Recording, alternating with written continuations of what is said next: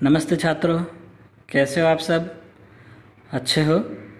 आप सभी का डीएवी श्री विष्णु विद्या निकेतन में हार्दिक स्वागत है। मेरा नाम टी संतोष, कक्षा 10वीं, विषय हिंदी, और आज का जो अपना पाठ है वो है ईदगाह। आज के अपने पाठ का नाम है ईदगाह। तो आइए देखते हैं, शुरुआत करते हैं। ईदगाह, इसके लेखक है प्रेमचंद।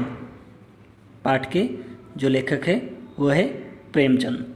उन्मुखीकरण में कुछ पंक्तियाँ दी गई हैं, उसी के आधार पर कुछ प्रश्न भी दिए गए हैं।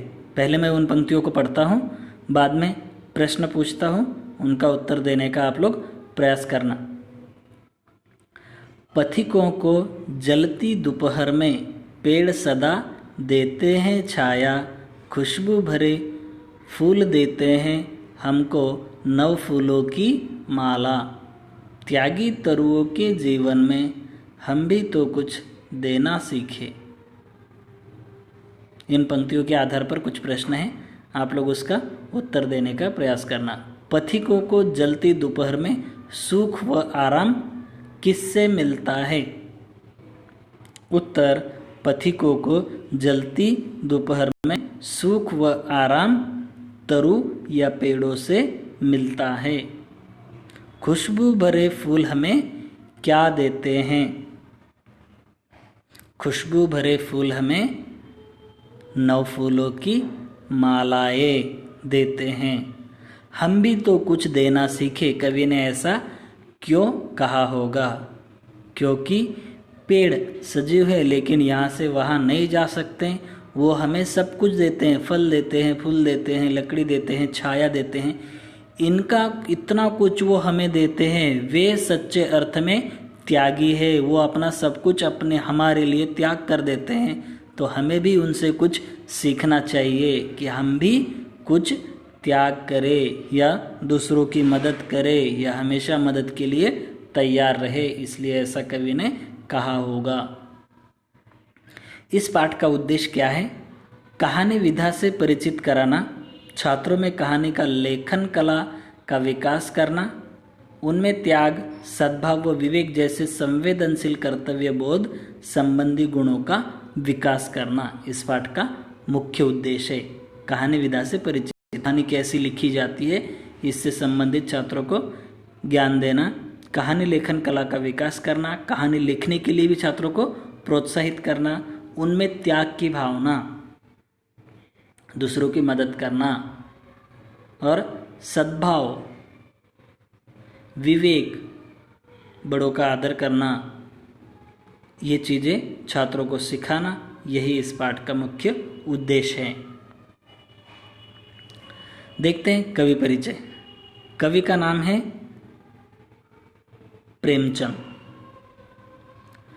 प्रेमचंद का जन्म एक गरीब घराने में काशी में हुआ। 31 जुलाई 1880 में उनका जन्म हुआ। इनका असली नाम धनपत राय श्रीवास्तव था। इन्होंने ट्यूशन पढ़ाते हुए मैट्रिक तथा नौकरी करते हुए बीए पास किया। इन्होंने लगभग 1 दर्जन उपन्यास और लगभग 300 कहानियों की रचना की। इन्हें उपन्यास सम्राट भी कहा जाता है। इनकी कहानियाँ मानसरोवर शीर्षक से 8 खंडों में संकलित है। गोदान, गबन, सेवा सदन, निर्मला, कर्मभूमि, रंगभूमि, कायाकल्प, प्रतिज्ञा, मंगलसूत्र आदि इनके प्रमुख उपन्यास हैं। इनकी प्रमुख कहानियों में पंच परमेश्वर, बड़े घर की बेटी, कफन आदि प्रमुख हैं। इनका निधन सन 1936 में हुआ। प्रेमचंद का जन्म कब हुआ? काशी में 31 जुलाई 1880 में उनका जन्म हुआ। काशी, बनारस, कहाँ पर है? उत्तर प्रदेश में। उनका असली नाम क्या था? धनपत राय श्रीवास्तव। लेकिन उन्होंने जो अपना काव्य संग्रह या कविताएं लिखी वो सब किससे लिखी? तो उन्होंने प्रेमचंद के नाम से वो अपना लिखान शुरू किया। और ट्यूशन पढ़ाते हुए उन्होंने अपना शिक्षा पूरी की। साथ में 1 दर्जन, लगभग 1 दर्जन उन्होंने उपन्यास लिखे, इसलिए इतने सारे उपन्यास लिखने के कारण उन्हें उपन्यास सम्राट भी कहा जाता है। उनकी कहानियां मानसरोवर शीर्षक से 8 खंडों में संकलित हैं और उनकी प्रमुख रचनाएं जैसे गोदान, गबन, सेवा सदन, निर्मला, कर्मभूमि, रंगभूमि, कायाकल्प, प्रतिज्ञा, मंगलसूत्र आदि इनकी प्रमुख उपन्यास हैं। इनकी कहानियों में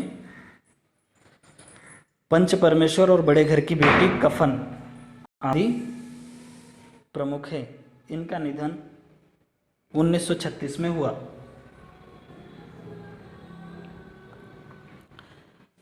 छात्रों के लिए सूचनाएं, ये हमेशा हर पार्ट में सेम ही रहती है, इसमें कुछ बदलाव नहीं होता, इसको पढ़ने की आवश्यकता नहीं है, आप इसको पढ़ लीजिए। विषय प्रवेश। प्राचीन काल से ही नैतिक मूल्य भारतीय जीवन के प्रतिबिंब रहे हैं। इसका रूप हर भारतीय में समाया हुआ है।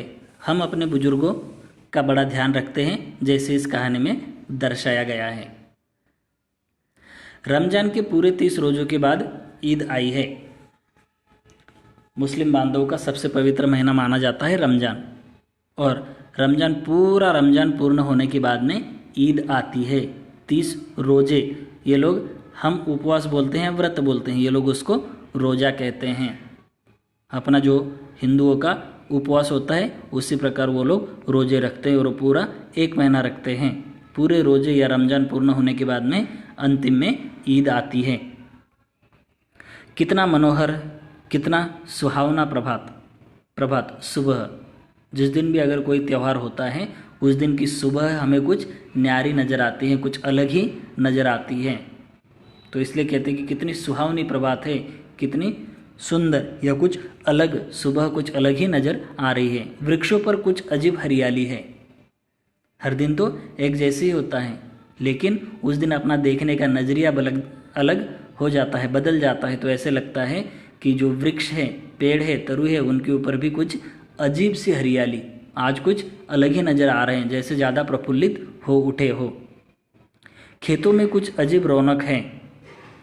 खेतों में भी ऐसे लग रहा है कि जो पौधे हैं या खेत के अंदर धान है, जो कुछ है, ऐसे लग रहा है आज कुछ ज़्यादा खुशी से वो हवा में झूल रहे हो, अलग ही रौनक नज़र आ रही है। आसमान पर कुछ अजीब लालिमा है। आसमान में भी देखने से ऐसे लग रहा है जैसे आसमान में भी अपना कुछ अलग रंग दिखाई दे रहा है, आज कुछ अलग ही लालिमा दिखाई दे रही है आसमान में। सुबह सुबह वैसे हर दिन दिखाई देती है, लेकिन उस दिन अपना देखने का नज़रिया बदल जाता है, इसलिए ऐसे लग रहा है कि आसमान में भी कुछ अलग या अजीब लालिमा है। आज का सूर्य देखो कितना प्यारा, कितना शीतल है, मानो संसार को ईद की बधाई दे रहा है। आज का सूर्य देखो, सूर्य हर दिन निकलता है, हर दिन वैसे ही होता है, लेकिन उस दिन अपना देखने का नज़रिया बदल जाता है जिस दिन कुछ विशेष होता है उस दिन।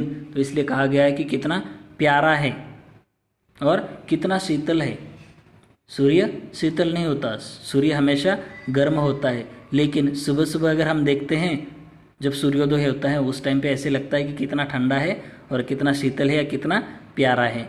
तो ये सुबह का समय है, तो ऐसे लग रहा है कि सूर्य भी कितना शीतल है, मानो संसार को ईद की बधाई दे रहा हो। ऐसे लग रहा है जैसे पूरे विश्व को सूरज क्या है, ईद की बधाई दे रहा है। ईदगाह जाने की तैयारियां हो रही है। ईदगाह जहाँ पर ईद की नमाज पढ़ी जाती है, वहाँ जाने की सब लोग तैयारियां कर रहे हैं। लड़के सबसे ज़्यादा प्रसन्न हैं, और कुछ भी अगर फेस्टिवल होता है, कुछ त्यौहार होता है, तो उसमें क्या होता है, लड़के या छोटे छोटे बच्चे सबसे ज़्यादा खुश होते हैं। क्यों? क्योंकि उनको एक तो पैसे मिलते हैं, यात्रा में जाने को मिलता है, खिलौने मिलते हैं या मिठाइयाँ खाने को मिलती है, इसलिए सबसे ज़्यादा प्रसन्न होते हैं बच्चे। बार बार जेब से खजाना निकाल कर गिनते हैं। अब जो जितने भी रिश्तेदार हैं वो सब बच्चों को क्या है, पैसे देते हैं, कुछ ना कुछ, 2 रुपये, 5 रुपये, 10 रुपये। तो बच्चों के पास में बहुत सारी चिल्लर जमा हो जाती है, बहुत सारे पैसे जमा हो जाते हैं।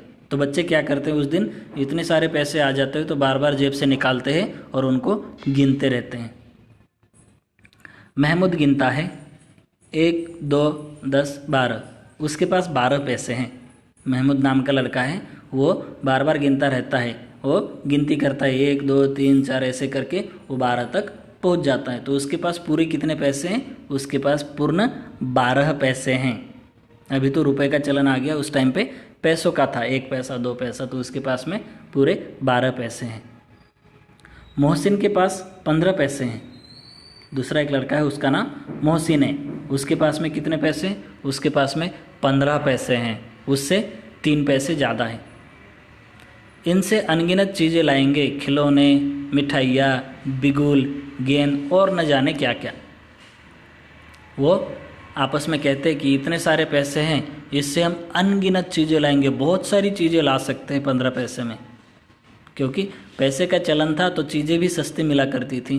तो बच्चे कहते हैं इससे अनगिनत चीज़ें, जैसे खिलौने, टॉयज़ लेके आएंगे, मिठाइयाँ, स्वीट्स लेके आएंगे, मिठाई नहीं मिठाइयाँ लेकर आएंगे, बहुत सारी अलग अलग प्रकार की। बिगुल, जो ऐसे पुंगी की तरह बजाते हैं, यात्रा में हम देखते हैं, बहुत कर्कश आवाज़ आती है उसकी, लेकिन बच्चों का एक वो समय होता है यात्रा में जाने के बाद में वो खरीदना है, या पुंगिया बजाने के लिए वो भी लेकर आएंगे, गेंद बॉल भी लेकर आएंगे और न जाने क्या क्या। इसके अलावा भी हम बहुत सारी चीज़ें इस पैसे में ला सकते हैं। और सबसे ज़्यादा प्रसन्न है हामिद। इनमें भी सबसे ज़्यादा अगर कोई खुश है तो वो है हामिद। एक लड़का है, उसका नाम हामिद है। वह भोली सूरत का 4-5 साल का दुबला पतला लड़का था। भोली सूरत, उसको देखने के बाद में ऐसे लगता है कि ये भोला भाला बच्चा है। उसकी सूरत से ही समझ में आता है कि यह लड़का बहुत भोला है, किसी के साथ में झगड़ा फाइटिंग नहीं करने वाला भोला भाला लड़का है। उसकी उम्र 4-5 साल की है, ज़्यादा से ज़्यादा वो 4 या 5 साल का है, लेकिन दुबला पतला है, शरीर से वो मोटा नहीं है, दुबला पतला लड़का है। उसका पिता गत वर्ष हैजे की भेंट हो गया और माँ न जाने क्यों पीली पड़ गई और एक दिन वह भी परलोक सिधार गई।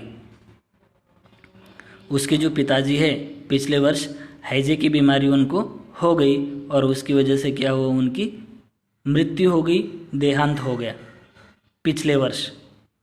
और माँ न जाने क्यों पीली पड़ गई, और माँ भी ऐसे ही शायद जब पिताजी गुजर गए या अपने पति गुजरने के बाद वो भी कुछ बीमार रहने लगी, उसका शरीर पीला पड़ गया, मतलब उसको पीलिया हो गया होगा, जॉन्डिस। और उसकी वजह से वो क्या हुआ, एक दिन उसकी भी मृत्यु हो गई, उसका भी देहांत हो गया। किसी को पता न चला कि आखिर अचानक यह क्या हुआ, और किसी को समझ में नहीं आया कि उनको क्या हुआ और किसकी वजह से उनकी मृत्यु हो गई। इस भाग में बस इतना ही, मिलते हैं अगले भाग में, तब तक के लिए धन्यवाद।